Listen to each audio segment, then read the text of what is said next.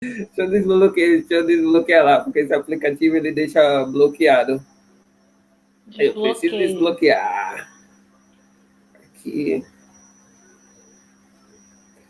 Deixa aparecer para mim aqui no celular. Tá ok.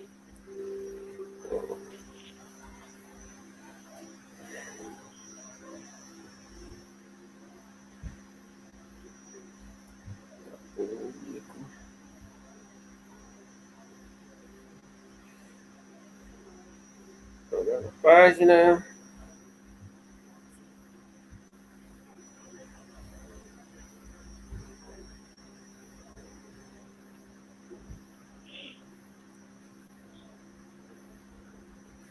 Pronto. Deixa eu partir de alguns ajustes.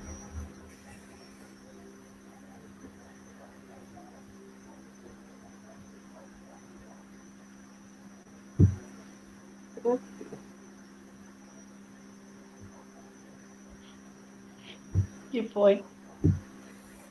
Tá dando, deu um errozinho aqui, né? Pronto, já tá. Pronto, já tá liberado aí. Já tá Ui! liberado. tava, dando, tava dando uns errozinhos aqui, mas agora Ah, já tá tudo ok. Tava dando umas travadinhas aqui pra mim. liberou geral já. Pronto, já tá aqui. Deixa a galera entrando aí para Nando confirmar o áudio aí já já. Certo. Deixa eu botar aqui, mudar algumas coisas. Eu... boa noite a galera que vai entrando aí. Vem Sejam chegando. sejam todos Boa bem-vindos. noite. Boa noite. Bem-vindo a todos e Bora lá. todas. Hoje nossa live é com uma médica, né? Você que conhece mais a história dela. Então é Sim. uma Doutora médica Andréia Beatriz. Andréa Beatriz. Então, vamos chegando aí, Com que o já já. tema vulnerabilidade social e Covid. E Covid, que é um tema muito importante. Covid desde março que vem assustando todo mundo aí, e vulnerabilidade social vem assusta desde sempre. Desde sempre. Desde sempre, desde que o Brasil é Brasil. Então Uhum. sejam todos bem-vindos. Vai dando uma curtidinha aí para a gente conseguir ver quem tá entrando, porque a gente só vê aqui a galera entrando, mas não consegue. Que se não curtir, a gente não consegue. A gente só vê aqui que tá Camila Dantas, Rodrigo Sena e Josa Boa Casais, né? noite, bem-vindos.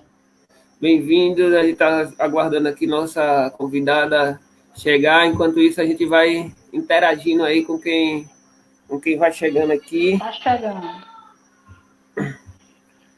Vamos lá. Deixa eu fazer outro ajuste aqui. Façam todos os necessários. Então, eu comecei aqui. Pronto, é só para parar de travar aqui para mim. O meu áudio tá legal? Você tá me ouvindo bem? Eu estou ouvindo, eu só queria que Nando confirmasse o áudio. Pronto, mande a... Alguém confirma o áudio aí, se tá tranquilo, Nando? Nando fugiu hoje da função. Nando tá parando aqui a As briga crianças. das crianças. Bárbara Sena. Bem-vinda. Pronto.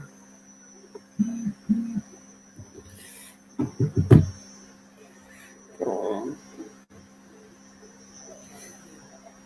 Então, agora só aguardando aqui ela chegar. Então, aqui Uhum.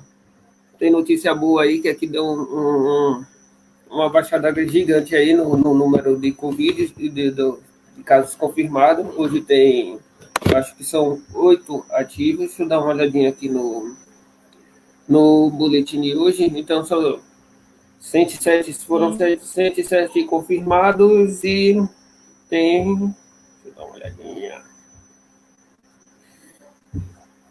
8 casos ativos. 8 casos ativos. 8 casos ativos. Então, muito bom aí esse resultado que a gente está conseguindo obter. Então, de 107 confirmados, que estava crescendo em um sentido muito rápido. Então, agora a gente está quase normalizando as coisas. Saiu um novo decreto hoje aqui na cidade que deu uma flexibilização nas coisas. E então já começou o comércio a funcionar um pouquinho melhor e, com fé em Deus, a gente vai voltar ao normal aí e espantar esse negócio aí que assustou muito a nossa cidade. Depois de uns sustos, né? Depois de algumas pessoas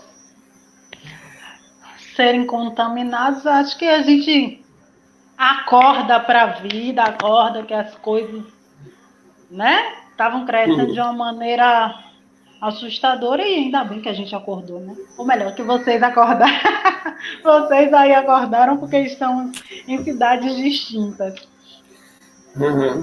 É verdade. Mas assustou demais, graças a Deus, que todo mundo conseguiu conter. Parabéns aí à galera da saúde. E doutora André acabou de chegar aqui. Oi? Deixa eu colocar aqui. Coloque. Pronto. Então, tudo ok. Vou botar então o áudio de doutora Andréa. Seja bem-vinda, doutora. Boa noite. É um prazer. Boa noite. Que prazer. Da mesma forma, estou muito feliz. Estamos muito felizes da participação da senhora aqui na live da cidadania. Seja muito, muito bem-vinda. Muito obrigada. Quero agradecer ao grupo, né, Conscientize, e através da pessoa de Eva Carmo, quem tem feito contato comigo, a gente tem conversado um pouquinho, e parabenizar vocês por essa iniciativa, que sempre me atrai muito, né? Eu sou de uma organização política, eu venho de um espaço organizado, então, por mais que pareça que é pouco, que a gente não está fazendo o suficiente, plantando essa semente é muito importante. E muito feliz de saber que vocês estão em Aramari, né? Isso. Então, fico muito feliz. Muito feliz, porque eu trabalhei, eu sou do Rio Grande do Sul e eu trabalhei numa cidade muito parecida com o perfil de Aramari. Aliás, passei por perto para ir para essa cidade. Hoje eu moro em Salvador, mas eu passava por Alagoinhas para ir para Ribeira do Amparo. Então, eu passava pertinho aí de Aramari.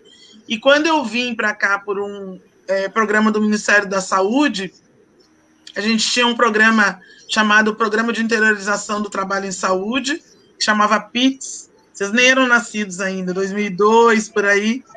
E aí, alguns colegas ficaram em Aramari. Eu não lembro quem foi, eu tentei descobrir hoje, mas não lembro. Alguns colegas médicos que vieram de outras localidades também foram para Aramari. Aramari entrou no programa, que era um programa parecido com Mais Médicos, que era para fixar profissionais de saúde nas cidades mais distantes, né, com menor número de habitantes e que tinha dificuldade para fixar médicos.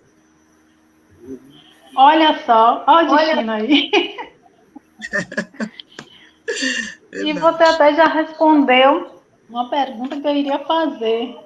Você que é do Rio Grande do Sul, como você veio, né, se parar aqui na Bahia?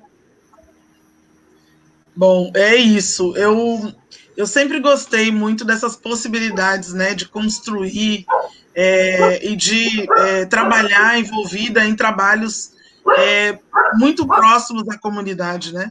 Eu gosto muito. A minha especialidade é medicina de família e comunidade. Eu estava em Porto Alegre, aí o Ministério da Saúde fez uma grande chamada para o norte e nordeste do país, para as localidades onde não tinha médicos.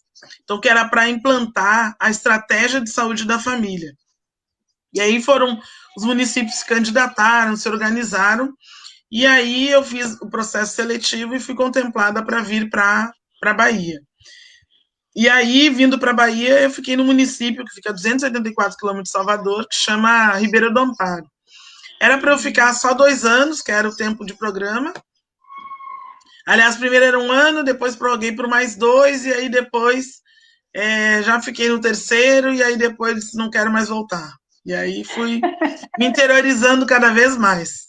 De Ribeira do Amparo eu fui para Fátima, de Fátima eu fui para Maragogipe eu trabalhei, depois eu trabalhava aqui um pouco em Salvador, depois trabalhei em Muritiba, Cruz das Almas, Governador Mangabeira, e depois me fixei aqui em Salvador. Olha só. Dani, quer falar alguma coisa? Muito bom. Então, rodou a Bahia quase toda, rodou um tantinho bom aí do Recôncavo. A senhora trabalhou em Cruz das Almas em que tempo? Cruz das Almas eu trabalhei em 2010, 2011, 12, eu trabalhava na UPA. Em Muritiba eu trabalhei no hospital, eu fui diretora do hospital Lucila Fraga, em Muritiba. Governador Mangabeira também trabalhei como plantonista no hospital.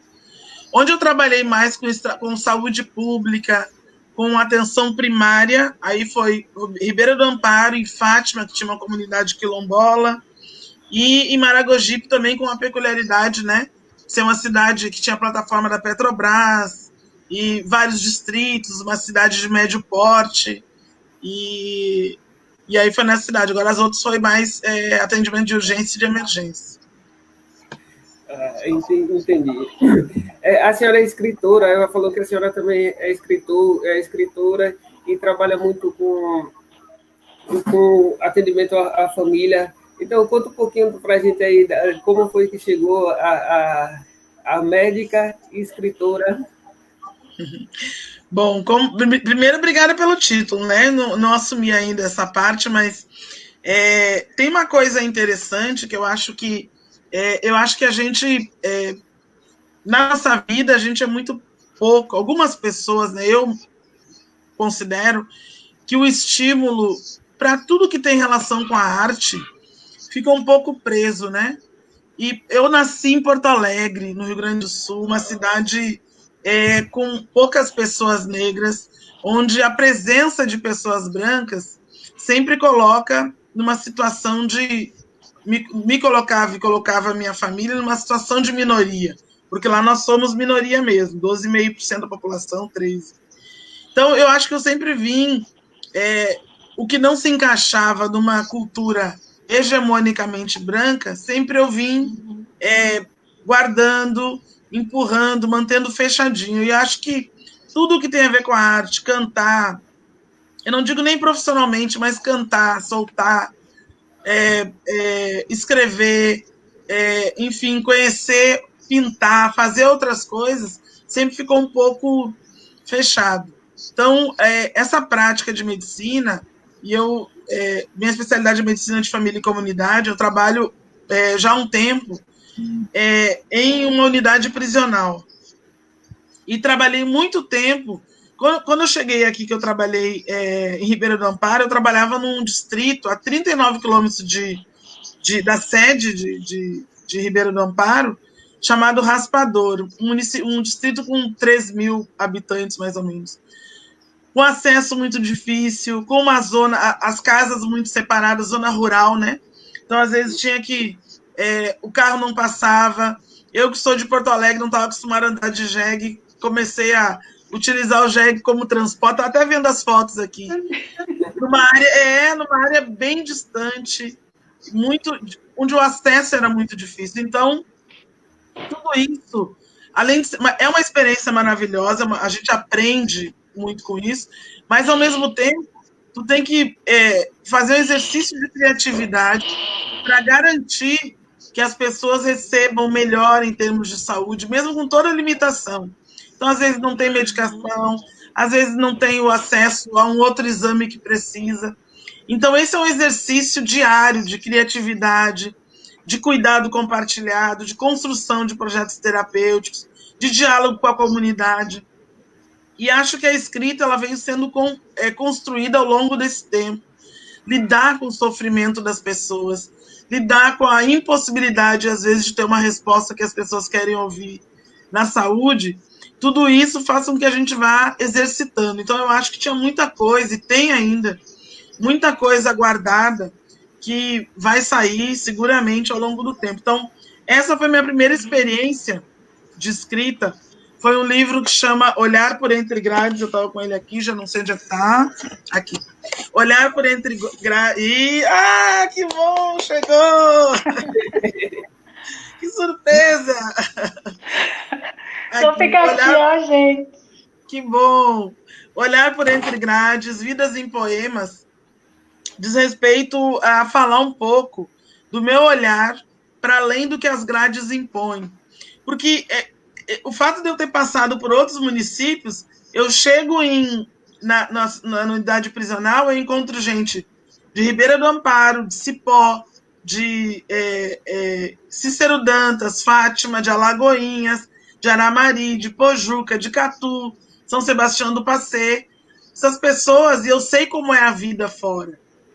Entendeu? E eu encontro na unidade prisional pessoas de Cruz das Almas, de Muritiba, de Porto Alegre, nessa unidade prisional onde eu atuo. Então, esse olhar é justamente para afastar esse sentido das grades, como que se fossem dois mundos, entendeu? Ainda que o sistema prisional seja um mundo à parte, mas a ideia é trazer um outro olhar, a partir do que eu vivencio, das experiências que eu tenho, do que eu sinto cuidando das pessoas, e trazer para as pessoas um outro olhar. Para a gente entender que tem muita coisa na nossa sociedade que não tem servido para muita coisa, não sei, para destruir nossas vidas, né? E a prisão é uma delas.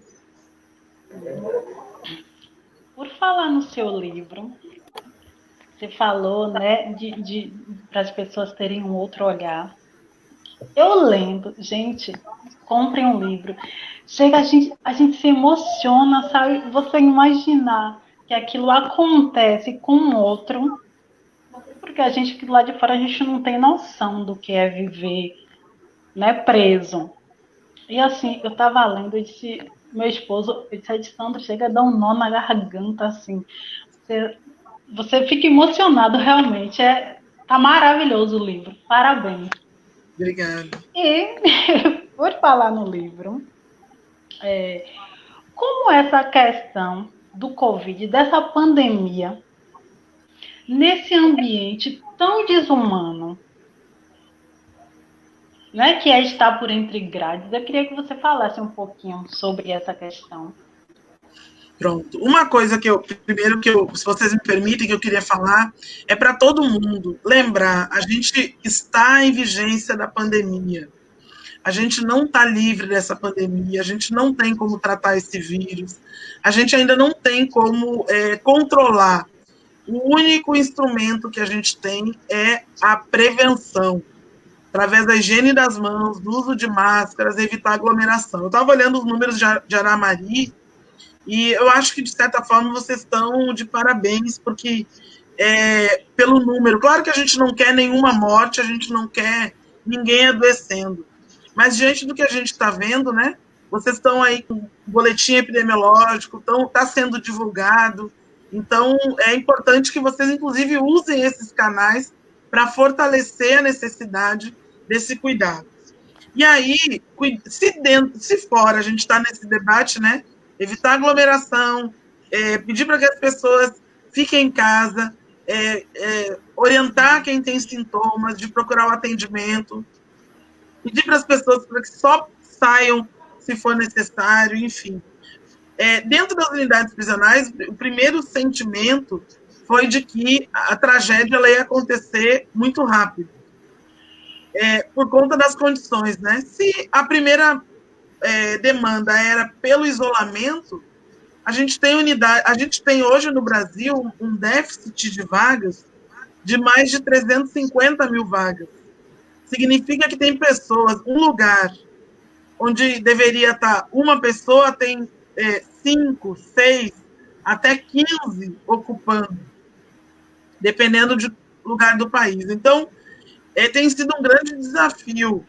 Por quê? Porque a gente está falando de um lugar onde as pessoas estão aglomeradas, amontoadas, ainda que o contato externo não esteja ocorrendo da mesma maneira como antes, as visitas foram suspensas, mas tem sido um grande desafio garantir material de higiene, água potável, alimentação adequada, o distanciamento sempre que possível e lidar com esse conjunto de informações, né? Uma hora alguém vai e diz, é só uma gripezinha, e aí todo mundo pensa que não precisa fazer nada. Daqui a pouco começa a ver que nós já passamos de 2 milhões de pessoas, né? 3 milhões e 340 mil pessoas infectadas. E aí os internos, os presos e as presas, eles começam a ficar nervosos, né? E aqui, como é que vai ser? Por outro lado, eles estão, desde março, sem visitas, sem receber os familiares, sem ter contato, sem ter informações. Alguns perderam familiares, né, durante a pandemia, perderam filhos, perderam mãe, perderam pai, perderam avós. Então, tem sido um desafio muito grande lidar com esses altos e baixos, né, que gera toda essa crise. Mas a gente tem feito, pelo menos na equipe que eu atuo, a gente tem feito muitos esforços para garantir que toda a informação chegue adequada, que todas as pessoas que acessam, né, agentes penitenciários, profissionais de limpeza, profissionais administrativos, profissionais de saúde, para que toda a informação e o cuidado chegue da melhor forma possível. É muito desafiador mesmo. Verdade. Tem alguma pergunta aí do pessoal, Dani? Tem uma pergunta aqui de Isa. Ela pergunta aqui, quais os desafios que a medicina trouxe para a sua vida em um país racista como o nosso? Qual a melhor experiência que teve trabalhando em uma unidade prisional? Eisa, né? Eisa Brito? Pronto. Primeiro, muito obrigada, né, pela participação de todo mundo. Agora que eu abri aqui, que eu sou meio... Vocês são mais jovenzinhos, são todo mundo nativo digital, todo mundo que está aí. Eu sou já uma senhora, mas enfim, eu abri os comentários aqui. Primeiro, muito obrigada a todo mundo que está ouvindo, todo mundo que está participando. E essas questões, elas são bem importantes, que a gente precisa avançar em tudo que a gente quer fazer, na maneira como a gente olha o mundo e na maneira como a gente vai desbravar, né, todos esses caminhos. É um desafio muito grande. Tem uma coisa que eu tenho dito sempre, os meus pais foram fundamentais para eu entender quem eu era no mundo. Meu pai e minha mãe sempre disseram o seguinte, nós somos pessoas negras e o olhar que tem sobre a gente, ele é um olhar que sempre vai tentar nos colocar num lugar de inferioridade. Então, não interessa o que tu faça, se tu for gari, se tu for professora, se tu for juíza, se tu for médica, motorista de ônibus, tu tem que fazer o teu melhor sempre e te organizar, porque tu sempre vai ser vista como uma mulher negra. Então, esse foi a coisa mais importante. Então, não se trata de eu ser médica, se trata do mesmo olhar que minha mãe, que era uma empregada doméstica, que era uma menina de 12 anos, que é uma realidade que muitas de nós conhecemos, né? As mães, muito cedo, trabalhando em casas de pessoas brancas, viveu. É o mesmo tratamento, entendeu? Não existe, ainda que possa parecer que tem algum privilégio pelo fato de ser médica, invariavelmente, em alguns momentos, o próprio sistema, ele trata de te dizer tu não é uma médica, tu é uma mulher negra que se tornou médica. Isso eu aprendi na minha casa. Então, a maneira que eu achei de tratar isso, de enfrentar isso, foi me organizando com outras pessoas negras e fazendo luta, foi privilegiando o atendimento em lugares onde eu acho que é necessário que a gente faça a diferença. Então, por isso que eu atuo no sistema prisional, por isso que eu faço trabalho comunitário. A gente tem uma escola comunitária aqui em Salvador que atende 27 famílias negras aqui do bairro Engenho Velho de Brotas, porque eu tenho essa compreensão, então por isso que é importante. Por isso que quando eu vejo uma mulher como Eva, eu tenho que reverenciar, eu tenho que estender a mão, eu tenho que fortalecer a rede de solidariedade, porque esse é o caminho. A gente não venceu. O fato de eu ser médica não quer dizer que eu venci. Porque a gente olha ao redor, a gente vê muito... Olha o que tem acontecido, né? Olha a sentença dessa juíza do Paraná, vocês devem ter visto, não sei se vocês acompanharam esse caso, de um homem negro de 41 anos de idade, que foi condenado, ele não tinha crimes anteriores, e isso não faz a diferença, porque a gente tem uma legislação. Ela, na sentença, ela pega e diz, em razão que ele é um criminoso, é isso que ela diz, em razão da raça. E tantas outras violências, né? Aqui em Salvador, todo mundo sabe, nos Estados Unidos, a situação de George Floyd, várias figuras públicas, né, que receberam várias mensagens desrespeitosas, racistas, pela internet, enfim. Então, essa é uma realidade. Então, é um enfrentamento cotidiano. Eu enfrento isso com meu filho de 13 anos, com meu marido, na rua, no trabalho. Então, o nosso instrumento é esse, a luta, é falar sobre isso, mas são práticas que podem fortalecer as lutas coletivas, iniciativas como essas, entendeu? Com certeza. Então, é muito injusto ainda o sistema no Brasil. Ainda as pessoas são muito racistas, as coisas são enraizadas. Então, é muito assustador. Da idade que eu estou, eu fui consultado apenas uma vez em Cruz das Almas por um médico negro que não era nem brasileiro, era cubano. Então isso ainda assusta. As crianças não têm essa visão ainda. Tomara que daqui para frente tenha muito, muito mais negros. Então, hoje, a UFRB, ali em Santo Antônio, ele tem um curso de medicina e tem um 20%, acho que é de 20% a 30% é obrigatório a entrada de negros. Então isso é muito bom, faz parte da luta, mas eu acho que o total são mais de 50% negros cursando medicina hoje. E dentro do trabalho da senhora, já que é uma profissão que é predominantemente branca, já sofreu muito racismo dentro do sistema de trabalho, ou por estar trabalhando diretamente com a família não acontece muito isso? Não, acontece sim. Tem duas coisas que acontecem, Dani. Uma coisa que tu falou, só queria reforçar. A UFRB, inclusive, acho que tem 1 ano, 2 anos, formou a primeira turma, que eu acho que era 90% de estudantes negros, né? Mas uma coisa que a gente precisa dizer é que, como eu acho que é importante reforçar isso. O nível superior, ele não acaba com o racismo, entendeu? O sistema de cotas, ele é importante. Porque o que a gente vai fazer, por exemplo, na zona rural de Aramari, com aquela pessoa que não quer ir para a universidade, que é um homem de 60 anos, que trabalha na zona rural, que trabalha plantando, que tem a roça, que vive ali, e ele não vai para a universidade, mas ele tem que ter a mesma dignidade, o mesmo tratamento respeitoso, digno, humano, de outra pessoa que foi para a universidade. A minha mãe tem 80 anos, ela não vai para a universidade. Não é? Então, essa relação é importante, nós precisamos estar em vários espaços, mas a gente não pode ser medido por isso, entendeu? Eu não estou dizendo que ninguém deve ir para a universidade, muito pelo contrário, eu quero que o meu filho, o que eu quero para o meu filho como um menino negro é que ele faça escolhas, que é isso que não sobrava para minha mãe, para outras mães. Eu pude escolher. A gente está falando disso. Quando a gente fala do racismo, é que o racismo, quando ele atua muito, a raiva contra negros, ela impede que se faça escolha. E é possível fazer escolha. Para mim, tem duas coisas que aconteceram muito. Quando eu cheguei em Ribeira do Amparo para trabalhar, chegou eu e uma enfermeira que era branca, e mais as técnicas de enfermagem que eram da região. E aí, quando a gente foi inaugurar a unidade, todo mundo, a médica chegou, e obviamente que todo mundo foi para cima da enfermeira parabenizar, porque a médica da unidade tinha chegado. E aí ela dizia, não, a médica é a doutora Andréia, é ali. Aí as pessoas, mas eu nunca vi uma médica assim.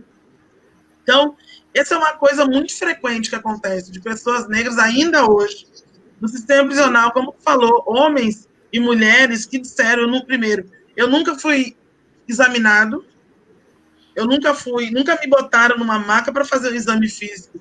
Sempre me perguntam o que eu tenho e me mandam sair. Essa foi uma coisa que eu ouvi. Segundo, eu nunca vi uma médica assim, algumas pessoas negras dizem. E o que elas estão querendo dizer com uma médica assim? Eu nunca vi uma médica que tenha dread, que tenha o nariz assim, que seja preta. Porque sendo preta, sendo negra, parece que não é compatível com um lugar que é um lugar de status, que os brancos assumem quando são médicos, juízes, professores, né? Então, isso é uma coisa que é muito complexo e está muito, como tu falou, né? Está muito enraizado na nossa sociedade. Então, esse é o desafio. Por isso que é importante. A gente precisa de inúmeras frentes, mas uma frente que ajude a gente a se organizar, a olhar para a gente com essa humanidade que a gente tem, mas que muitas das pessoas brancas querem tirar da gente. Então, esse é uma coisa que eu enfrentei. Outra coisa foi de atender pessoas brancas.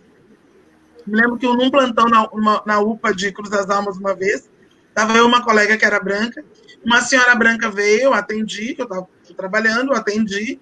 Então, eu acolhi ela, fiz a escuta, botei na maca, examinei, pedi exames, passei a medicação, pedi para que fizesse a medicação, ela ficou em observação, ficou mais ou menos 2 horas na unidade. Quando ela foi embora, ela perguntou: o médico não vai me atender? Como assim, senhora? Aqui, ó, carimbei a receita, expliquei tudo. Mas você é médica, é? Sou a médica. Aí veio uma outra colega que ficou muito incomodada, né? Eu fico, obviamente, mas a minha função é até, às vezes, ser, como a gente fala, andragógico, né? O pedagógico para a criança, orienta que as pessoas vejam, né? Enfim, então essa é uma situação que, às vezes, algumas vezes aconteceu. Transferir paciente também, eu chegar com o paciente na ambulância e quando chegar no hospital, o médico branco, a médica branca perguntar: por que o médico não veio? O médico não veio porque aqui está uma médica. Então, é um lugar para homens e para homens brancos, né? Ainda tem isso. A heteronormatividade,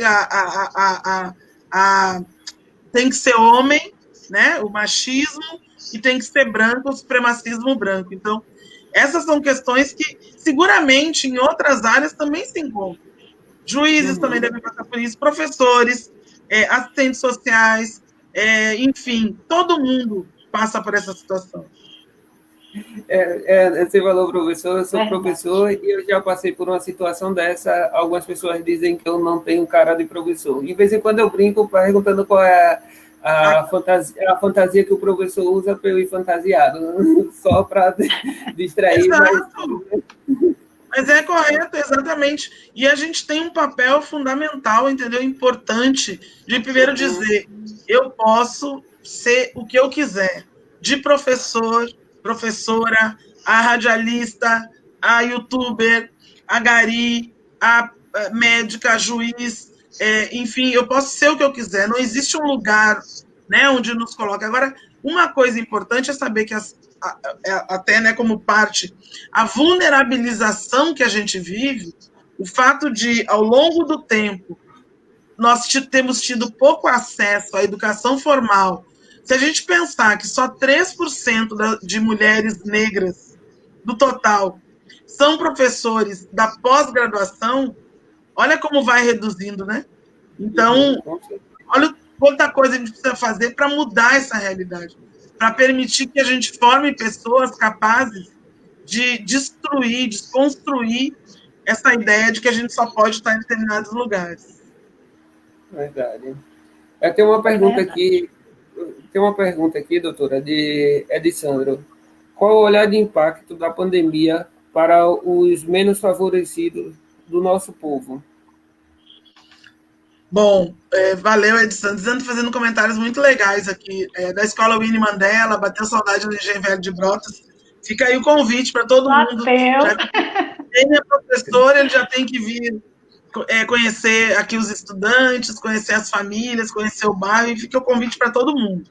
Quero conhecer. Bom, beleza. O que acontece? Eu tenho dito que a pandemia, ela tem tirado essa névoa, né? Existe uma tensão muito grande que a gente segura social quando a gente faz várias coisas, né?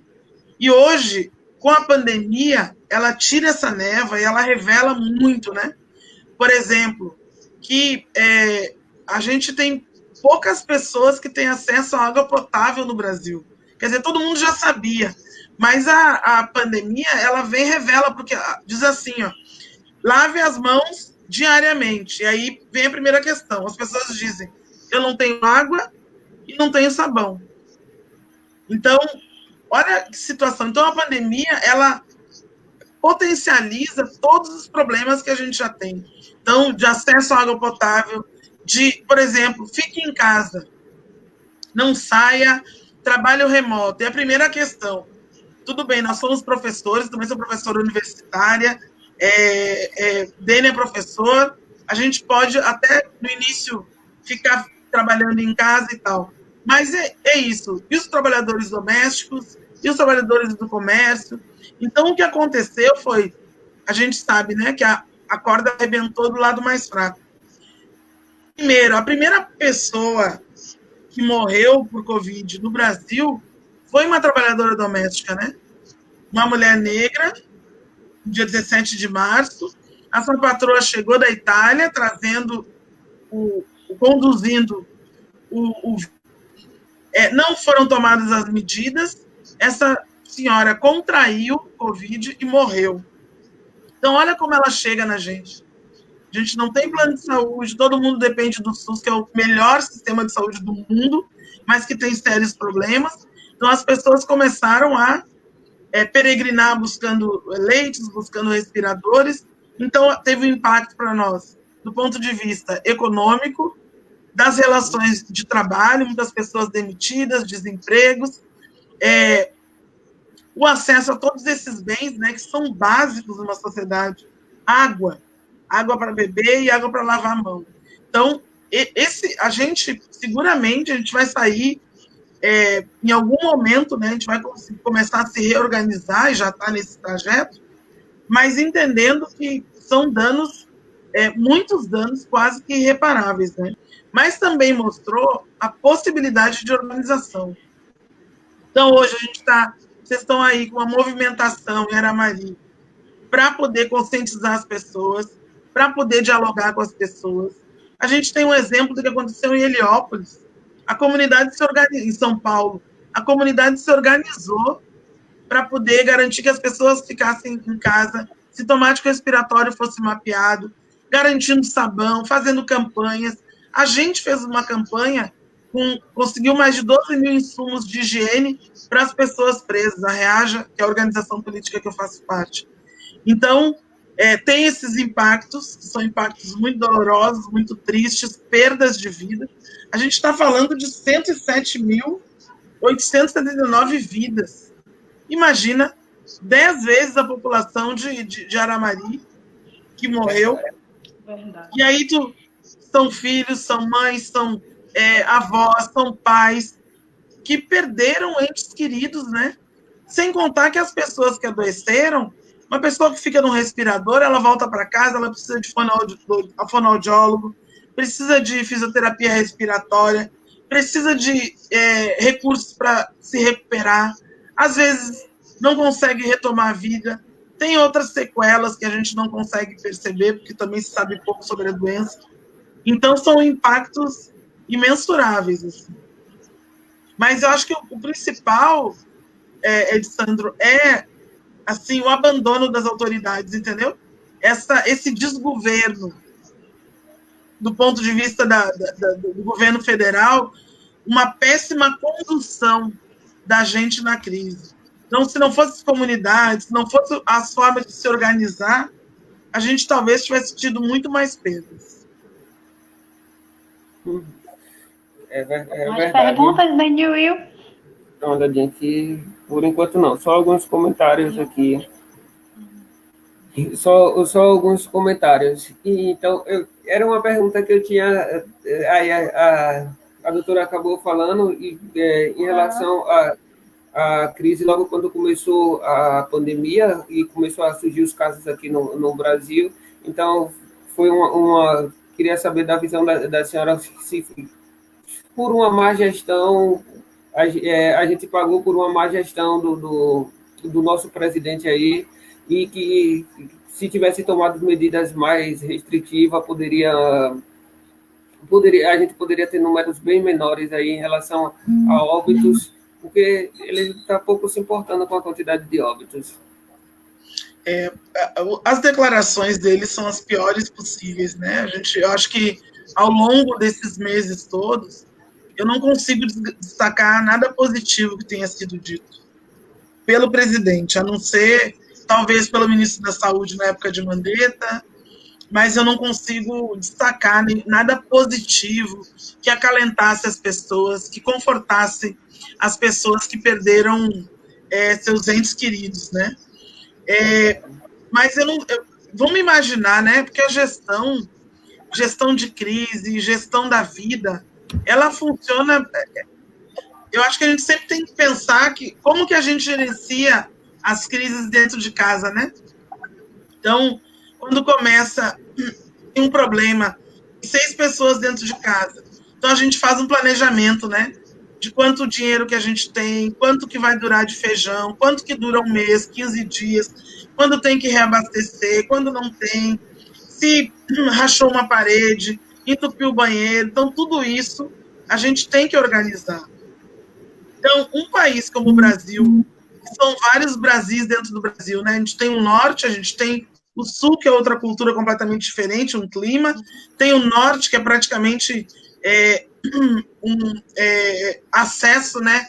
Vários lugares, acesso remoto, acesso difícil, através de rios. A gente tem o centro-oeste também, a gente tem o nordeste aqui do país. Então, são vários Brasis, várias culturas, várias maneiras de se organizar. Então, se houvesse uma condução que pensasse o que a gente tem, você teve muito debate sobre fechamento de fronteira, uma demora, né, sobre uma fiscalização das fronteiras. Porque uma coisa que a gente sabe, e já teve essa experiência com H1N1 e com outras crises, é que determinadas doenças, talvez a gente não consiga impedir que elas entrem no Brasil. Hoje, com avião saindo e voltando, as pessoas pegando ônibus de São Paulo ou da fronteira do Paraguai, no sul, lá para a Argentina e Uruguai, é muito difícil. Mas é possível que tu tenha um plano, um planejamento e controle dessas fronteiras. Então, isso demorou demais para acontecer. Eu me lembro aqui em Salvador, quando o governo do estado tentou fazer um controle no avião, a vigilância sanitária dentro do aeroporto, que é um espaço federal, espaço da União, não permitiu que o governo do estado fizesse a aferição da temperatura das pessoas ou fizesse um inquérito para saber de onde é que elas vinham e fazer o monitoramento. Então, muitas pessoas já em vigência do aumento do número de casos entraram aqui da Bahia, vieram da Itália, vieram de vários locais já contaminados. Basta ver o que aconteceu também lá no sul, né? Em Ilhéus, com aquelas festas, empresários indo, viajando. Então, essa desinformação do nível central, ela traz um problema. Então, se a gente trouxer para a casa da gente, seria como se a gente que coordena a casa da gente não determinasse como que vai ser, né? Se, olha, todo mundo usa água, deixa a torneira aberta, gasta toda a água, come toda a comida. Se a gente não tiver uma coordenação, a gente não consegue controlar. E da mesma forma, o nível central. Tem sido uma gestão muito desastrosa, com declarações e com uma falta de orientação para os governos e prefeitos. Todo mundo foi tomando suas decisões, e isso, porque aí se a Bahia fecha a fronteira, mas aí os estados que fazem fronteira, Minas Gerais não fecha, outros estados não fecham, então não adianta, né? Então, quando decretou o lockdown, se descobriu que tinha ônibus vindo do interior de São Paulo, com as famílias, ônibus clandestinos, as famílias voltando, algumas contaminadas, até sem saber, para vir. Então, esse foi um problema, é um problema muito sério, uma irresponsabilidade, inclusive com drogas, né? Com declarações em relação a drogas que não estão cientificamente comprovadas que são efetivas no tratamento. Então, tudo isso leva a uma confusão. Usa máscara, aí eu saio sem máscara, não uso, aí eu adoeço. Aí, sabe, essa confusão toda, ela foi muito prejudicial. para o país, e eu acho que ela é responsável por isso que a gente tem vivenciado hoje. É verdade, doutora. Com certeza. Tem uma pergunta aqui. Pergunta? Deixa eu fazer uma perguntinha aqui. Sim, rapidinho.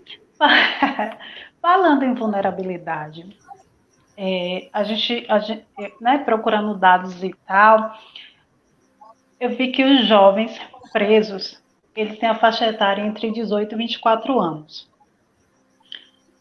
Sobre isso, eu queria que você falasse um pouquinho da Winnie Mandela, porque é uma escola que já atende, né, as criancinhas aí no Engenho. Aí eu queria que você falasse um pouquinho sobre a escola para a gente, para o povo conhecer e visitar, ajudar, né, minha gente?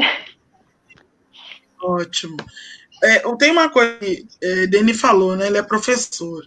Então, uma coisa que a gente começou a ver aqui no bairro da gente, e que a gente já vinha ao longo do tempo, né? Eu sou uma organização que é a Reaja, que existe desde 2005.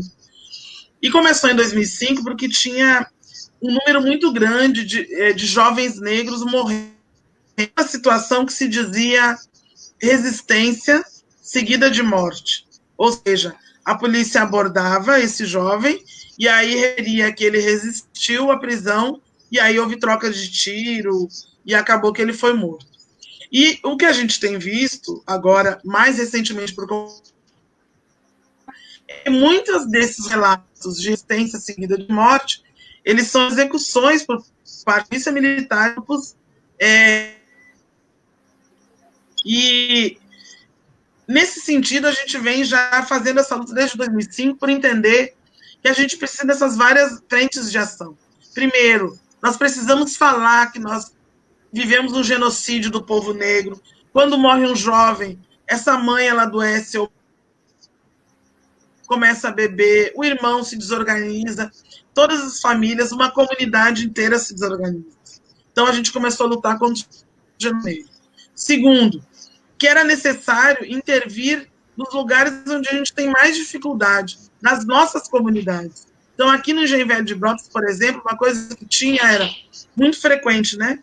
A criança sai 7h30 da manhã para a aula, e aí, quando às vezes a gente está varrendo a frente da casa, quando dá 9 horas, a criança já está voltando com a camisa da escola e com o material, porque a aula acabou. Como a aula acabou? O professor adoeceu, ou não tem professor 2 dias, aí fecha 3 dias antes e fica fechada 3 dias depois, e não recupera aquele conteúdo. E, às vezes, as crianças passam o ano todo sem professor de matemática em escolas públicas. E nós começamos a ver que os meninos são muito inteligentes, conseguem gravar uma letra de rap, às vezes, que é muito mais complicada que um poema, conseguem gravar poemas e textos lindos, conseguem reconhecer a beleza na sua comunidade, no relacionamento com a sua família, mas não conseguem se alfabetizar. E muitos deles com diagnóstico de transtorno de déficit de atenção, de retardo do desenvolvimento, todos eles indo para o CRAS e as mães já convencidas de que eles não sabiam ler. E muitas dessas crianças brincando com o nosso filho, com o meu filho. E aí nós começamos, chegava final de semana, às vezes era 5 crianças, 10 crianças dormindo na nossa casa.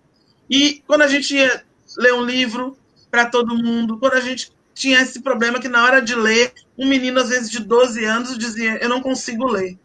Mas que série que tu tá? Ah, eu tô na 5ª série. Como assim? E aí nós começamos a entender essa necessidade. Nós começamos com um programa permanente de acompanhamento dessas crianças. Então, a escola Winnie Mandela, hoje ela acompanha, hoje está fechada, né, por conta da pandemia, mas nós acompanhamos 27 crianças com suas famílias, trazendo as famílias para perto, participando do processo, envolvendo as famílias, porque muitos dos pais também não sabem ler, não frequentaram a escola, têm dificuldade de acompanhar o desenvolvimento da escola, e acreditam, às vezes, que o que a pedagoga está dizendo é a verdade. Mas a gente sabe que, às vezes, são escolas despreparadas para receber crianças com o nosso perfil, crianças que têm uma outra trajetória, que veem o mundo com outro olhar.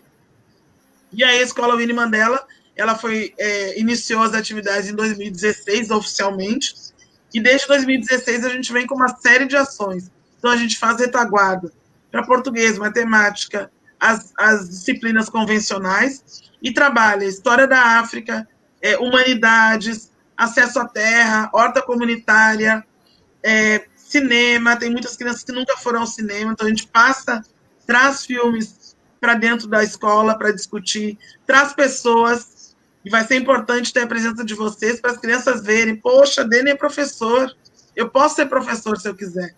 Então a gente traz juiz, pessoas negras que fizeram várias. Então a gente tem desde o pai que trabalha como carpinteiro até uma pessoa que é professora universitária, que é cantora, que é musicista, que é artista plástico, mas que mostrando a literatura, as possibilidades, né, os caminhos. Então, essa é a ideia. E falando dos nossos heróis, né? Marcos Garvey, Assata Shakur, Zeferina, Winnie Mandela, todas essas pessoas e tantas outras que foram referência para a gente, né? No Brasil também, todas essas pessoas que viveram, lutaram pelo nosso povo, construíram a nossa história. Então, esse é o papel da Winnie Mandela. Tem crianças que são filhas de pessoas que estão presas, tem pessoas também na nossa organização que já saíram da prisão e retomaram suas vidas. Então, esse é o papel que a gente tem de fazer essa reconexão com o nosso povo, né? É um trabalho árduo, é um trabalho difícil, a gente conta com doações, conta com trabalho voluntário, né? A gente sempre convida as pessoas, aquela cervejinha do final de semana, se fizer uma conta e deixar de beber 2 cervejas, dá para comprar 3 livros, às vezes, né? Para uma criança. Dá para reservar 1 hora por semana para fazer uma leitura coletiva com crianças. Então, é possível ter uma escola Winnie Mandela em Aramari, em Ribeira do Amparo, em Cruz das Almas, em Salvador. Muito bom, um projeto muito bonito. É muito, muito mesmo. Já tive o prazer de ir em uma palestra sobre teorias sobre nós. O projeto. Eu tive, foi muito bom. Pronto, está convidada a voltar. E o Teoria Sobre Nós é isso, né? É a gente falando da gente, trazer escritores, né? É uma das propostas compostas por um dos militantes que a gente tem, que é uma das pessoas referências também, que é Hamilton Borges, que começou, porque é escritor também. A gente tem uma editora, né, que é a Editora Reaja, que já lançou vários livros. Esse é o 5º livro da Editora Reaja, 5º ou 6º. Isso. E a ideia do Teoria Sobre Nós é falar sobre nós. Então, falou sobre Carolina Maria de Jesus, foi uma escritora, uma mulher, imagina, uma trabalhadora doméstica que escreveu sobre a realidade. Machado de Assis, Lima Barreto, e tantas, Jovina Souza, que é uma professora da UFBA, que é uma escritora também, tantas outras pessoas que têm escrito, produzido, né? Quem sabe aí o próximo vai falar do livro de Eva, de Dene, de Sandro também. Não é? Não. Travou. Travou um pouquinho. Por exemplo,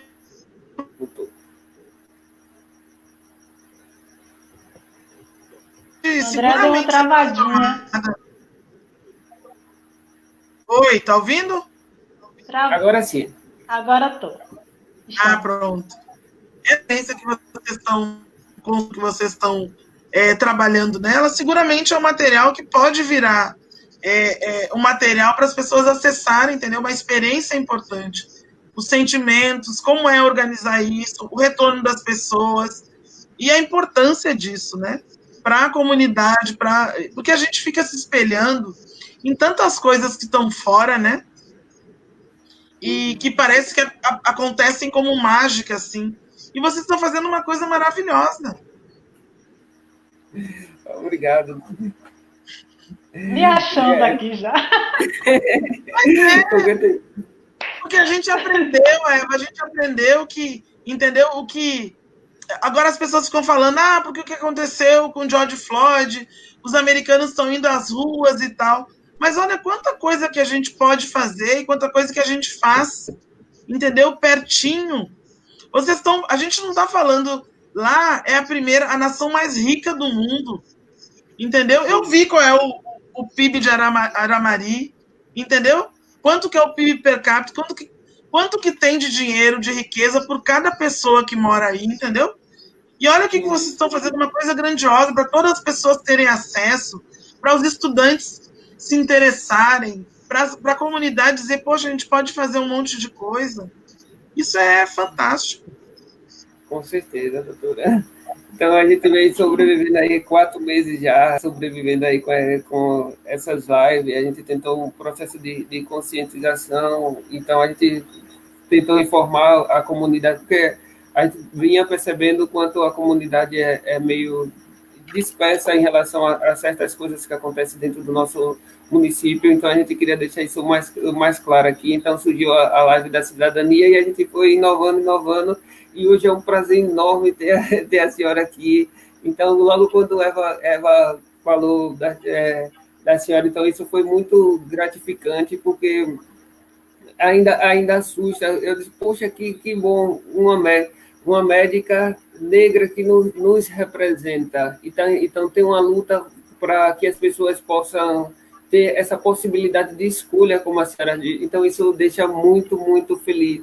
O que a gente mais percebe, a população, a maioria é negra, mas elas foram treinadas a ser racistas. Então elas se menosprezam por si próprio. Então às vezes isso acordapela as pessoas o quanto disso para levar para trás. Então, isso é muito bom quando a senhora fala sobre a possibilidade de escolha. Então, a gente vai vivendo e aprendendo aqui com essas lives. Então, muito, muito obrigado. Muito feliz. E espero que quando passar tudo isso, vocês me convidem para ir a Aramari, né? Com certeza. Já está convidada. Para levar os livros da editora Reaja, conversar com as pessoas. Né? Vai ser um prazer mesmo, muito legal. A Isa perguntou aqui o nome do livro da senhora. Acho que ela não entrou no início quando a senhora falou do livro. Pronto. Posso falar um pouquinho da editora Reaja? Pode sim. Eu queria por favor, pedir para as pessoas, quem tiver interesse, olhar no Facebook, a página da Reaja ou Será Morta, Reaja ou Será Morto, a página da Escola Winnie Mandela, também no Instagram. Meu Instagram também, andreabeatriz.65. E a editora Reaja, ela surgiu justamente por isso, entendeu? A gente, às vezes, para produzir, né, e para dar visibilidade ao que a gente pensa, como que a gente produz, as editoras que estão no mercado, elas não têm interesse, né, no que a gente quer escrever e como quer escrever. Olha quanto tempo que a gente demorou para poder falar sobre a gente, falar que existe racismo, falar do tal do racismo estrutural, falar que as pessoas têm ódio, né? Quanta coisa que não aparecia. E uma das maneiras que isso acontece é porque a gente tem caminhos para falar sobre a gente. Então, a editora Reage, ela surge com esse intuito de trazer pessoas, ela publica pessoas negras, para poder falar do nosso ponto de vista, como que a gente pensa, o que a gente vive. Então, em 2016, foi publicado o primeiro livro, que é de Assata Shakur, que foi uma grande militante dos Black Panthers. Hoje ela vive exilada em Cuba, e a primeira mulher negra a ir para a lista do FBI, né, como procurada internacional, fugiu dos Estados Unidos, ela está exilada, mas produziu um livro, a gente traduziu os livros dela, chama Escritos, que ela fala, lá nos anos 70, nos Estados Unidos, no auge, né, da luta racial, da luta pelos direitos civis, fala disso, de se organizar. E aí depois a gente vem com vários livros. Então, Assata Shakur, Lumumba, que foi um líder do Congo, que foi morto depois de uma semana como presidente, como primeiro-ministro, porque ele queria dar um direcionamento dentro da África, um continente com muitas riquezas, como a gente sabe, porque ele queria dar um segmento para o seu povo, do seu ponto de vista. E ele foi perseguido, morto, nunca encontraram o seu corpo. E ele é um livro que traz um pouquinho da biografia dele, dessa caminhada. E aí produzimos também Teoria Geral do Fracasso, que é um livro de poemas de Hamilton Borges, Depois, Salvador, Cidade Túmulo, que vai ser relançado agora, que é um livro que fala disso, né? Como que é tantas mortes em Salvador, lidar com essa dor, como que as mães ficam, as famílias, como é que a família, a cidade, né? Uma cidade, como fala um professor da UFBA chamado Fernando Conceição, uma cidade negrófoba, né? Porque tem 86% das pessoas são negras, mas tu não tem um prefeito negro, tu não tem um secretário de saúde negro, não tem um secretário de cultura, é todo mundo branco. E a elite branca pequena manda em Salvador. E aí Salvador Cidade Túmulo fala um pouco disso, né, dessa dor, mas também de alternativas, né, de saída. Depois veio o Livro Preto de Ariel, que fala um pouco dessa trajetória do sistema carcerário, como que as famílias se organizam, as mulheres, que são muito importantes, né, que as mulheres é que estão na porta da cadeia, as mulheres que estão na porta da delegacia, as mulheres que vão na ML, as mulheres que vão no hospital, as mulheres que vão na escola cuidar dos filhos e das filhas. E aí fala um pouco disso. E agora, em 2020, que é o meu Olhar por Entre Grades, Vidas em Poemas, que é para falar um pouco dessa minha trajetória. E em breve, estou lançando mais um aí, um pouco, fazendo uma reflexão um pouco mais profunda sobre todos esses aspectos, né, do ódio antinegro que a gente fala, dessa antinegritude. Já quero todos. Entra em contato, agora a gente negocia. O que a gente quer é que esses livros eles cheguem, que as pessoas possam ter acesso. Tem algumas escolas já adotando. Tem sido muito legal. O Livro Preto de Ariel foi adotado para uma escola aqui em Cajazeiras, também em São Paulo. Foi usado parte de um texto no concurso público, então a gente fica muito feliz. Isso é muito bom, reconhecimento é gratificante. E parte desse recurso, ele volta para a escola, o Winnie Mandela, para a própria editora, para poder produzir mais livros também. Então, é uma editora autônoma. Maravilha. Comprem, gente, ó. O meu já está aqui, bonitinho, lido. E ainda autografado, ó, que chique. Um prazer. Eu quero meu autografado também. Nossa, já está na mão. Deixa eu fazer uma pergunta. Tem uma pergunta aqui de Sandro, ainda agora sobre o Covid. Ele pergunta qual o prognóstico para os próximos meses, se, na visão da senhora, estamos perto do pico de casos do Covid. Eu acho que a gente se perdeu um pouco na história do pico por conta justamente dessa irregularidade, né? A ideia sempre foi achatar a curva, né? Impedir que todo mundo adoecesse ao mesmo tempo para não sobrecarregar os serviços. E eu acho que a gente perdeu esse parâmetro por conta dessa... Um dia alguém fecha, outro dia alguém abre fronteira e aí retoma. Então, não tem mais como entender muito bem o que está acontecendo, porque a gente tem, primeiro, não tem sido feito testes em todas as pessoas. A ideia da própria Organização Mundial de Saúde era que, né, houvesse uma testagem do maior número possível de pessoas para a gente entender, mas tem estudos que falam que se estima que para cada um diagnosticado pode existir de 4 a 10 pessoas infectadas, né, também positivas. A gente sabe que 80% das pessoas elas podem ser assintomáticas, não desenvolver as formas mais graves. Então, tem tudo isso que confunde. O que a gente tem na mão nesse momento não temos tratamento, não temos cura. Temos a prevenção. E segundo, os 3 eixos de vacina, com destaque para a vacina de Oxford, que é a que está com os estudos, as fases mais adiantadas, né? Então, se estima que até metade do ano que vem a gente possa ter alguma coisa consolidado. Porque tem uma coisa importante. Não dá para a gente criar uma expectativa em cima da vacina, porque a vacina ficando pronta tem toda uma lógica que precisa ser organizada. Precisa de gente para vacinar, precisa saber quem vai vacinar primeiro, como vai chegar a vacina, como vai produzir vacina, como que vai organizar tudo isso. Então, não é uma coisa tão simples, né? Como se pensa. Então, eu entendo, pelo que a gente tem acompanhado dos estudos e dos boletins também oficiais, é que até junho do ano que vem, até metade do ano que vem, as coisas estejam mais organizadas, né, em relação até a possibilidade de uma vacina e até a maneira da gente se organizar. Mas eu acredito que para esse ano a gente não tenha muitas informações novas, entendeu? A não ser essas fases. Tem essa vacina da Rússia, né, que foi divulgada aí como uma resposta positiva, mas a gente ainda não tem muitos detalhes, né? Existem essas nuances, né, das realidades de cada país, das informações, enfim. Eu tenho uma dúvida, doutora, sobre os testes. Algumas pessoas próximas a mim, recentemente, elas tiveram os sintomas. Graças a Deus, fez o teste e deu negativo. Mas aqui passa por uma consulta médica, fala que está com sintomas e dá um tempo, você volta novamente daqui a 7 dias na unidade para fazer teste.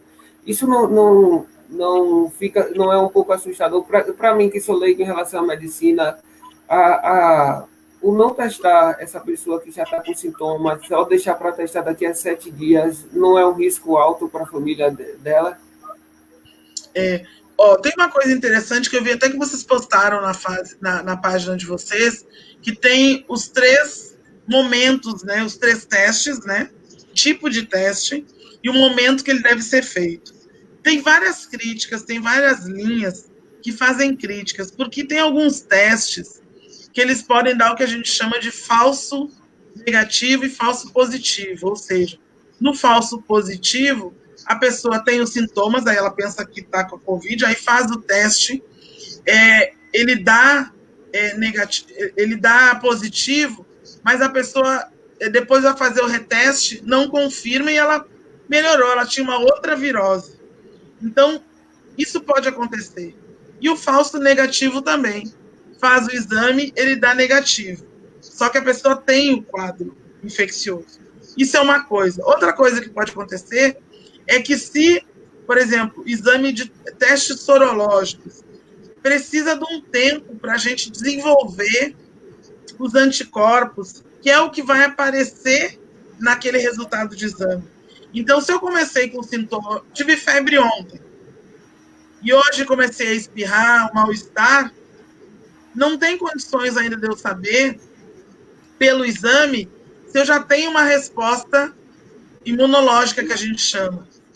Tanto de início, a que dá a resposta agora, que vai dizer que eu estou com doença aguda, que é o IgM, quanto o IgG, que vai aparecer depois de 15 dias aproximadamente. Então, precisa esperar um tempo para poder que o corpo responda e a gente possa ter esse exame, entendeu?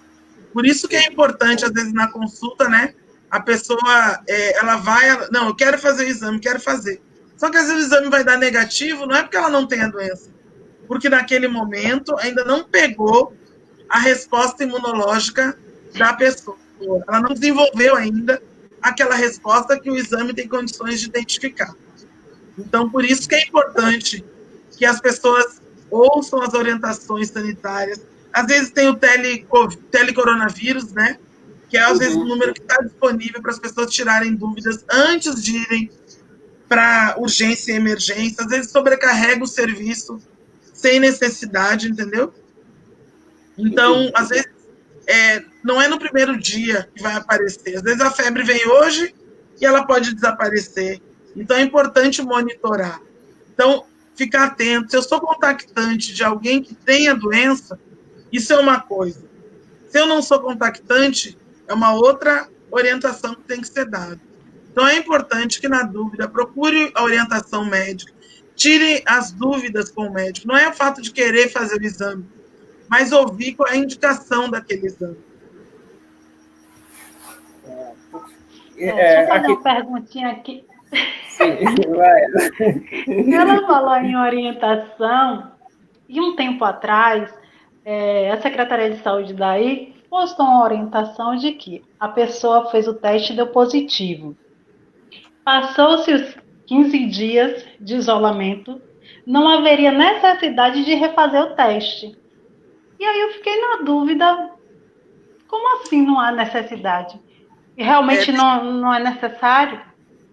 Tem várias orientações. Uma coisa que a gente tem que pensar é que quando a gente trabalha com saúde pública, a gente trabalha com um número muito quantitativo muito grande de pessoas. Essa é a primeira questão.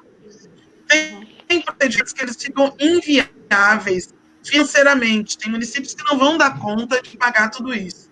Então, existem protocolos clínicos que me dão, aí tem que seguir os protocolos, que me dão subsídios para saber se a evolução daquele quadro clínico indica ou não a realização de um exame.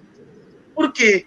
Porque a literatura e o acompanhamento dos casos já estão dizendo o seguinte, que depois de 14 dias, se a pessoa evoluiu com melhora dos sintomas ou com remissão dos sintomas, se ela está clinicamente, não sentia cheiro, mas recuperou o cheiro, melhorou clinicamente, então ela evoluiu com melhora, porque a clínica é soberana, a clínica é superior a qualquer exame.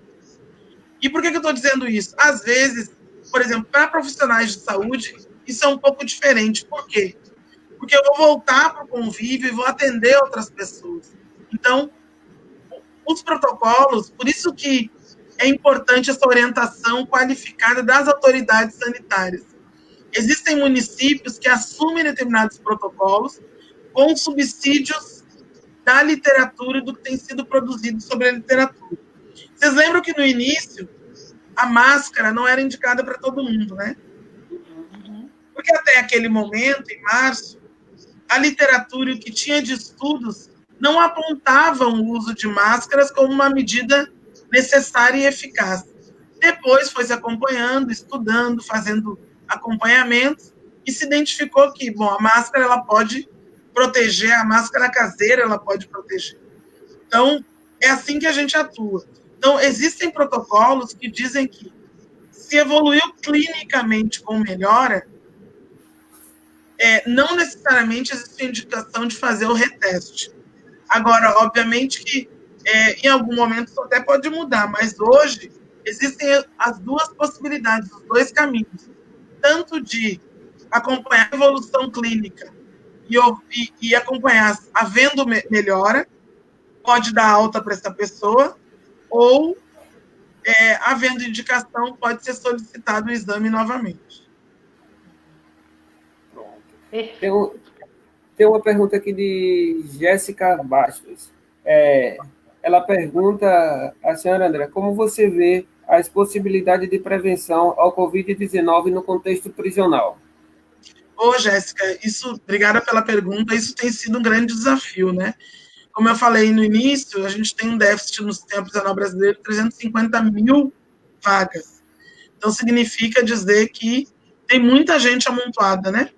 E tu precisa ainda alocar 350 mil pessoas que estão ocupando um lugar que não existe, né? Então, elas estão apertadas com mais... A gente tem mais de 800 mil, 748 mil pessoas por dados oficiais. Então, a gente tem aí praticamente três pessoas no lugar de uma. Isso é uma coisa. E aí, fazer prevenção nesse contexto tem sido um grande desafio. Qual é a questão que tem acontecido no Brasil todo? As pessoas não têm sido testadas, né? Então, a gente não sabe, efetivamente, quantas pessoas do sistema prisional adoeceram por Covid. A gente tem, oficialmente, 74 óbitos só, registrados de pessoas presas. E a gente tem um número muito pequeno de pessoas que foram testadas. Só os sintomáticos respiratórios que foram testados, isso dá 1,4% da população prisional. Então, nas prisões, às vezes não tem água, tem dia que falta água, material de higiene, nem todas as gestões conseguem fornecer, então às vezes falta. Então a gente tem a gente considera que é uma bomba relógio, né?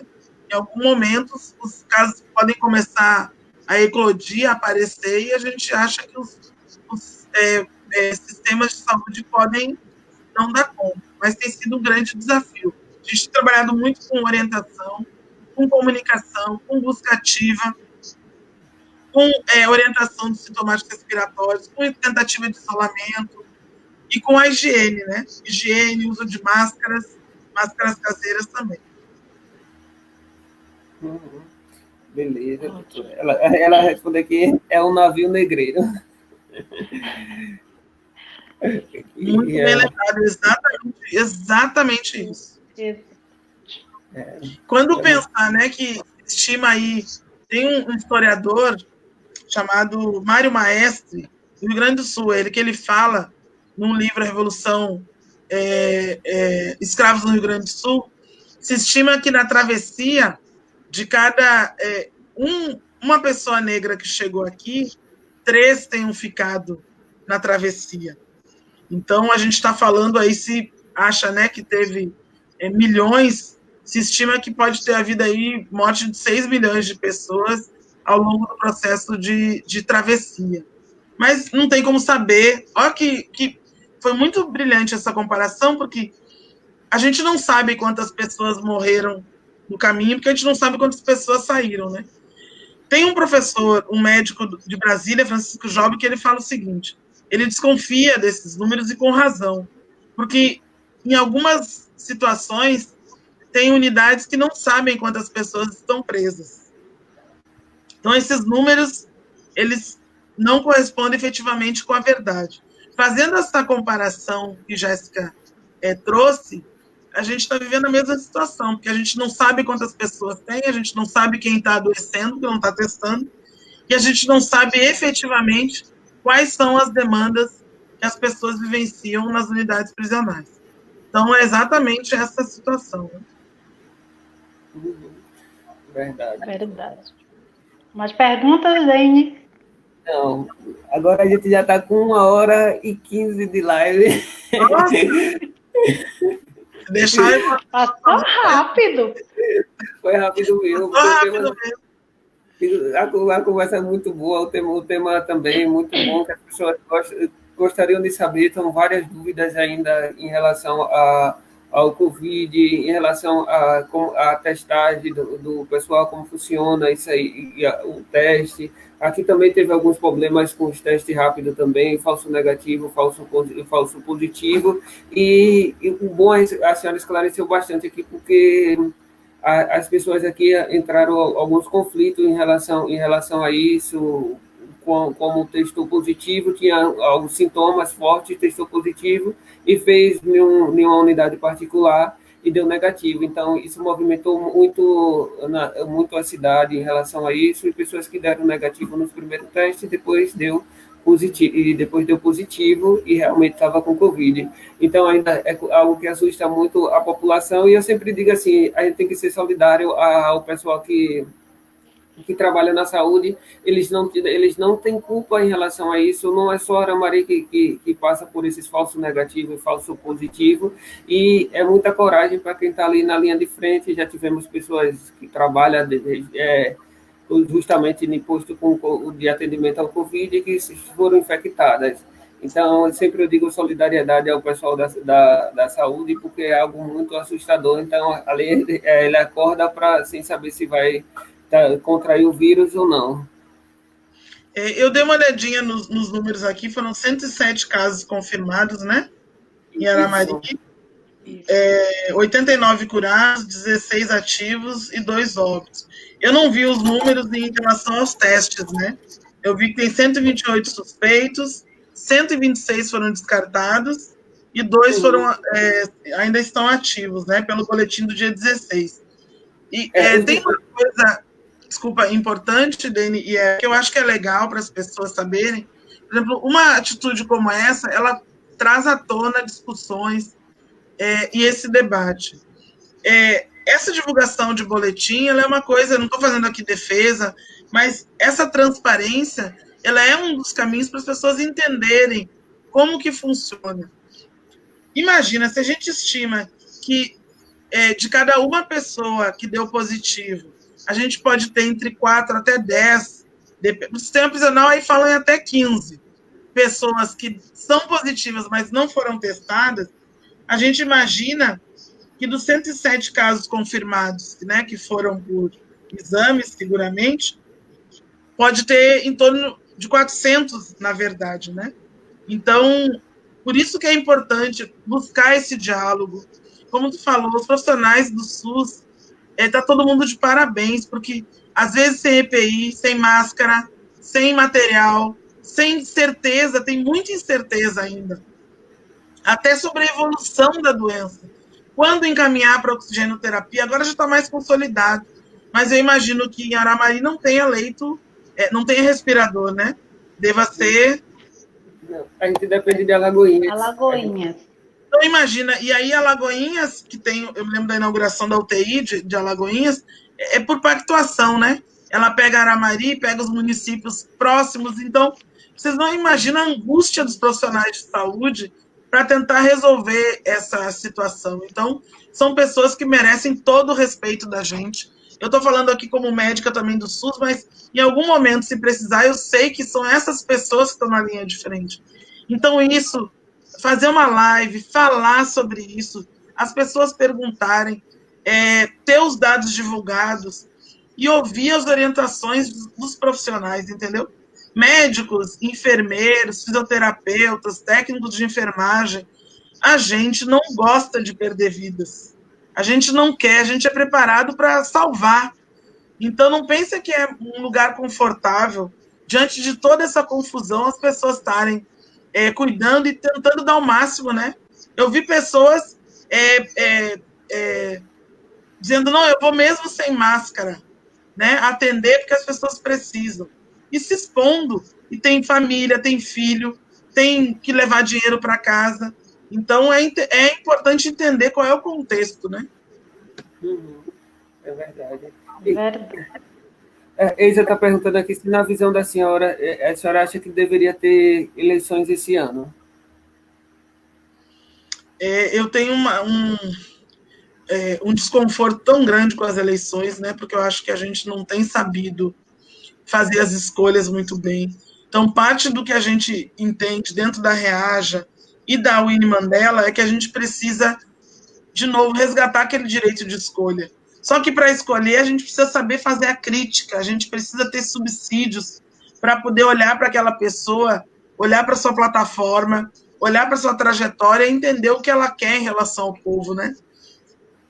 Eu acho que está bastante confuso, né?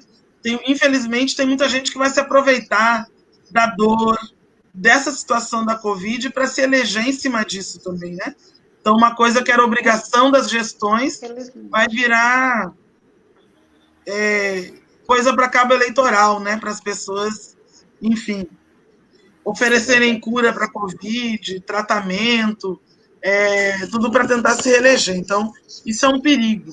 Eu acho que seria importante se pudesse, né, adiar um pouco essa situação, mas me parece que já foi adiada, né, para metade de novembro, primeiro turno, e segundo turno para final de novembro, né?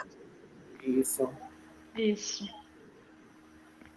Mas eu espero que vocês possam qualificar o debate, fazer críticas, né? Fazer uma avaliação antes da pandemia, durante a pandemia, olhar as pessoas, né? Quem é que tem seriedade muito tempo antes, né? Para poder levar à frente todas essas demandas que agora ficam mais... As rachaduras ficam mais profundas, né? Na situação da pandemia. Com certeza. Verdade. Isso ficou muito assustador. E a gente acredita, como está no município pequeno, então a pandemia favoreceu bastante aí as gestões aí a barganhar voto em relação a ajudas pelo Covid, as ajudas com cesta básica, as famílias com vulnerabilidade. Então, um pouco as pessoas se favorecem da situação. A minha opinião é que eu acho que tem uma coisa que é verdadeira, as pessoas têm uma demanda, uma necessidade, a gente precisa comer, a gente precisa beber água, precisa trabalhar e tal. Uma sugestão que eu quero fazer, peguem a cesta básica, mas não votem. Né? Pega o gás, aqui na casa. Isso. Não é obrigado a votar, o voto é secreto, gente. Verdade. Não tem como saber, ninguém tem que dar número de título nem nada, ninguém tem que... nem pode, né? E é crime eleitoral, a gente sabe, né? Compra de voto. Seja com creme dental, seja com uma cesta básica, não pode. Então, peguem a cesta básica, o gás, mas não votem. É verdade. O bom conselho é que a cidade pequena que é muito isso. Então, e a gente tem 1h25 aqui já de live, então a gente queria ficar por aqui, que a gente se estendeu demais, doutora. Muito, muito, muito obrigado, muito obrigado. Foi muito bom a gente falar de um tema que a gente já tinha tentado diversos profissionais de saúde que não aceitaram falar sobre o tema. Então, foi muito gratificante ter a senhora aqui com a gente, discutindo, falando sobre o Covid, tirando as dúvidas. Eu tenho várias dúvidas. Olha o livro da senhora Eva apresentando aí. Então, é muito bom. Eu vou ler ele em breve e que a senhora continue aí na luta, muita força. Então, essa mulher aí do Rio Grande do Sul, que praticamente agora é baiana, que rodou essas cidades da Bahia toda para lutar, para atender família. Então, andar de jegue aí para atender, atender as famílias. Você não imagina, a pessoa que não só sabia andar de bicicleta, né? Vai subir no jegue, meu Deus, e o medo, achando que vai aguentar meu peso, e o pessoal vai, pode ir, mas foi um tempo muito bom em Ribeirão do Amparo, tem muita saudade.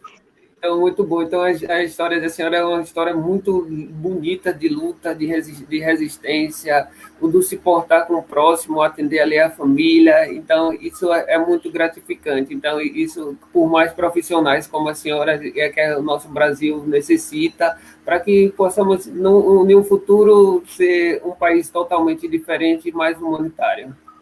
Com fé. Muito obrigada. Obrigada, pelas palavras, pelo cuidado, pelo carinho. Espero em breve, né, receber esse convite. Vai ser o maior prazer fazer conversas, enfim. E espero vocês também aqui, assim que a gente se reorganizar, né? Aqui conhecendo a Escola Winnie Mandela, quem sabe levando vocês também para fazer uma conversa com as pessoas dentro da unidade prisional. A gente leva o professor de história, diretor de cinema, as pessoas para trazer uma palavra. E aí, às vezes, chega lá, as pessoas encontram amigos de infância, conhecidos, e para a gente é muito importante. Então, muito obrigada mesmo. Obrigada, Edisandro. Edisandro deu uma super... O salário deve estar bom, né? Porque ele deu uma assessoria aí, né? Cobra mesmo, viu? Deve. Eu tô ligada que é para estar explorando o rapaz. Muito obrigada por todas as palavras, e foi um prazer mesmo fazer essa conversa com vocês. Até a próxima. A gente que agradece você aceitar o nosso convite. E é um prazer, você não tem ideia do quanto a gente ficou feliz quando eu disse, meninas, ela aceitou. Ah, que bom. Muito obrigado mesmo de coração. Parabéns a vocês e vida longa ao Conscientize.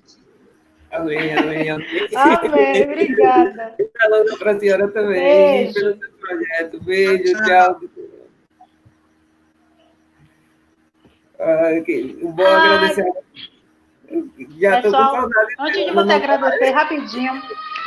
Gente, vou deixar o link do Reaja, da Winnie Mandela, para vocês comprarem o livro. Gente, Maria, é muito bom. Comprem todos da editora, para vocês, digamos que, caminhar rumo à consciência racial. Porque a gente precisa, porque a gente não sabe nem de onde a gente veio, meu povo. Então, bora agradecer aqui o pessoal. Eisa, que está sempre com a gente. Eisa, obrigado por assessorar aí a gente. Obrigado pelas perguntas de contribuição. Obrigada. De contribuição. Aí tem as pessoas que deram uma curtida aqui. Obrigado, Cris, que já participou aqui com a gente. Muito obrigado. Muito obrigado, Cris. Obrigado, Cris. Júlio, bora participar mais vezes. Tomou falta, viu, Júlio? Hoje, Leila também tomou falta, mas Júlio chegou e Leila no finalzinho. Chegaram agora, Foi, e chegaram na estante. Não gostei. Edson Drais sempre com a gente, hoje ele foi assessor. Diretor hoje, né?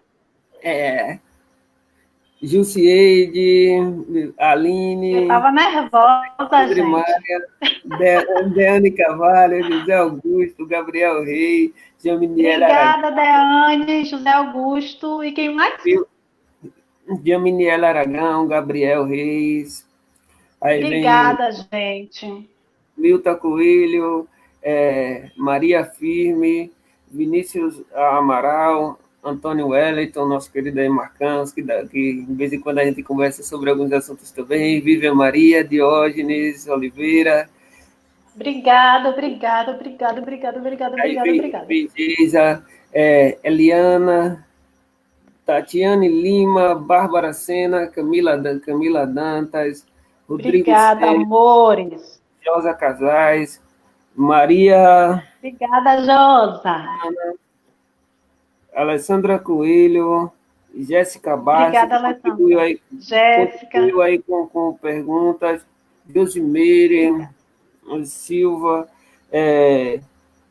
José Maria da Conceição, Obrigada. aí vem Cláudia Tavares e Josiane Sampaio. Então, obrigado, muito obrigado, gente. Obrigada. E ó, deixar o link, viu? Deixa o link aí na Virei página. garota propaganda. Ela vai deixar aí o link na página do Conscientize aí para gente, para todo mundo ter acesso. Muito obrigado, gente. Muito obrigado.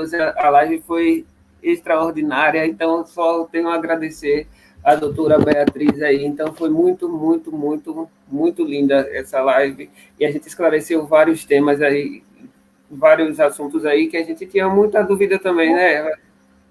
Mulher maravilhosa, né? Gente, eu não consegui nem raciocinar, minha gente. Mas tudo bem.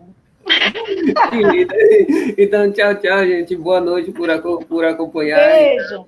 Até a próxima. Tchau. Obrigada. Tchau.